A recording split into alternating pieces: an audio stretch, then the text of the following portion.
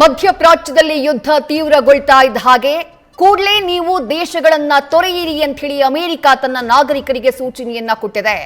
Jordan, ಇರಾಕ್ನಲ್ಲಿರುವಂತಹ ತನ್ನ ನಾಗರಿಕರಿಗೆ America ಸೂಚನೆಯನ್ನ ನೀಡಿದೆ.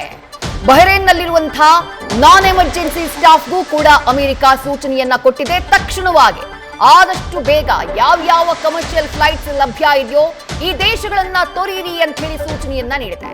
ಅಲ್ಲಿಗೆ ಮತ್ತಷ್ಟು ತೀವ್ರಗೊಳಿಸುವಂತಹ ಸೂಚನೆ ಸಿಗ್ತಾ ಇದೆ. ದಾಳಿಯನ್ನ ಜೋರ್ಡಾನ್, ಇರಾಕ್ ಮೇಲೆ ಸತತವಾಗಿ ದಾಳಿಗಳು ನಡೀತಾ ಇವೆ ಇರಾನ್ನಿಂದ.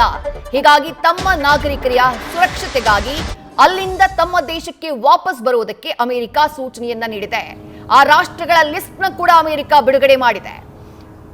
Bahrain, Egypt, Iran, Iraq, Israel, ಹಾಗೆಯೇ ಇಸ್ರೇಲ್ನಲ್ಲಿರುವಂತಹ West Bank, Gaza, Jordan, Kuwait, Lebanon, Oman, Qatar, Saudi Arabia, Syria, United Arab Emirates ಹಾಗೆ ಯೆಮನ್ ಇಷ್ಟು ರಾಷ್ಟ್ರಗಳ ಲಿಸ್ಟ್ ಅನ್ನು ಅಮೆರಿಕ ಬಿಡುಗಡೆ ಮಾಡಿದೆ.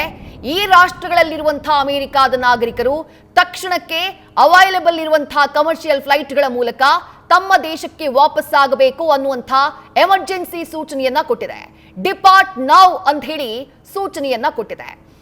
ಸದ್ಯಕ್ಕಿರುವಂತಹ ಮಾಹಿತಿ ಪ್ರಕಾರ ಪ್ರತಿ ದಾಳಿಯನ್ನ ತೀವ್ರಗೊಳಿಸಿರುವಂತಹ ಇರಾನ್ನ ಮೇಲೆ ಕೊಲ್ಲಿ ರಾಷ್ಟ್ರಗಳನ್ನ ಗುರಿಯಾಗಿಸಿ, ಅಮೆರಿಕದ ಸೇನಾ ನೆಲೆಗಳನ್ನ ಗುರಿಯಾಗಿಸಿ ಇರಾನ್ ಬ್ಯಾಲಿಸ್ಟಿಕ್ ಮಿಸೈಲ್ಗಳನ್ನ ಹಾರಿಸ್ತಾನೆ ಇದೆ.